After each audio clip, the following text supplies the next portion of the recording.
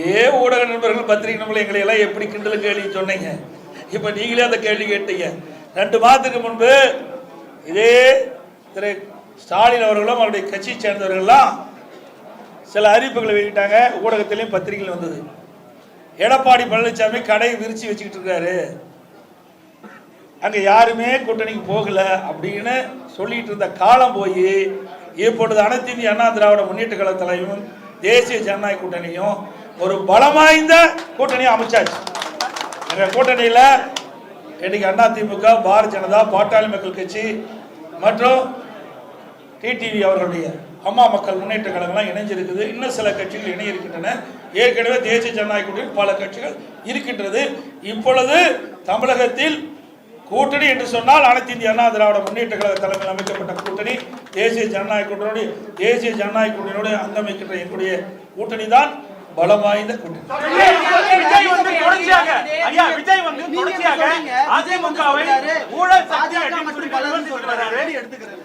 ஏங்க அவரு வெளியில் வந்து பொது வெளியில் வந்து பார்த்தா தானே தெரியும். பொது வெளியிலே வரல. 72 நாள் கழிச்சு தான் ஒரு சம்பவம் நடந்து போச்சு. அந்த சம்பவத்தொட்டி 72 நாட்கள் ஒரு கட்சி தலைவரே வெளியே வரல. நாட்டில் என்ன நடக்குதுன்னு தெரியல. எந்தெந்த கட்சியோட கூட்டணி இருக்குன்னு தெரியல. எந்த கட்சி தேர்தலில் தலைமை தாங்கன்னு தெரியல. இதை வச்சே நாங்கள் என்ன செய்யறோம்? அவருக்கு ஒன்றுமே தெரியாத போது எங்களை கேள்வி கேட்டால் அவர்கிட்ட போய் கேள்வி கேளுங்க. ஏற்கனவே அனைத்து இந்திய அண்ணா திராவிட முன்னேற்ற கழகம் கூட்டணி அமைக்கின்ற பொழுது ஐசிசி சோழா ஹோட்டலில் தெளிவுபடுத்தினார்.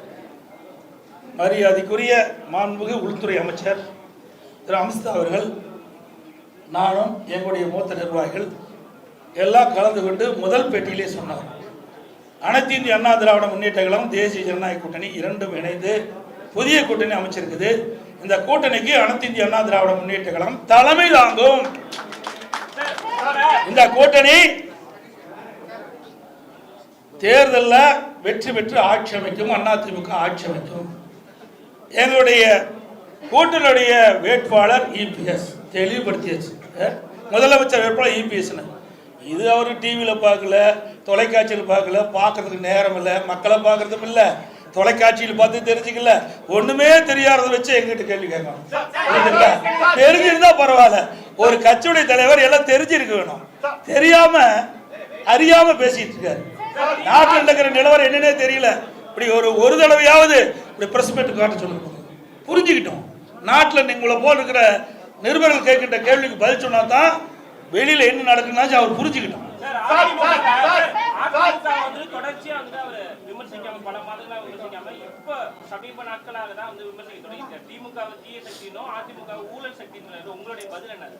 சார் ஊழல்னா என்னன்னு எனக்கு தெரியலையே. ஊழல் சக்தினா என்ன, யார் குறிப்பிட்டு சொல்றாரு? நீங்களா ஒரு கற்பனை பண்ணிட்டு இவர் தான் சொல்றீங்க. தீய சக்தி ஊழல் சக்தி யாரை குறிப்பிட்டு சொல்றாரு? குறிப்பிட்டு சொன்னா தானே சொல்ல முடியும்.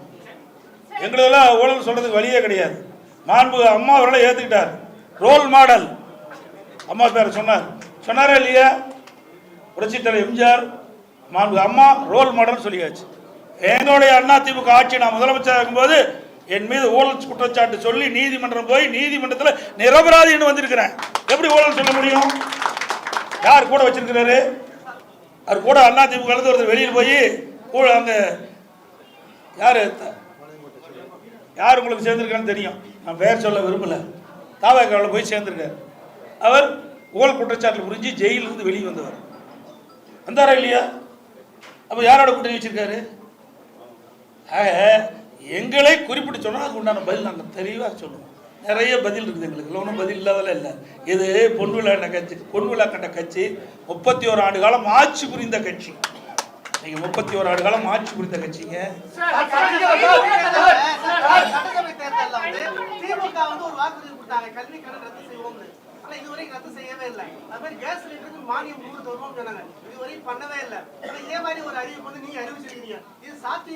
நாங்க சாத்தியமா இருக்கிற காரணத்துல தான் அறிவிக்கிறேங்க. இதை நீங்க கேட்கிற கேள்வி அங்க கேட்கணும்.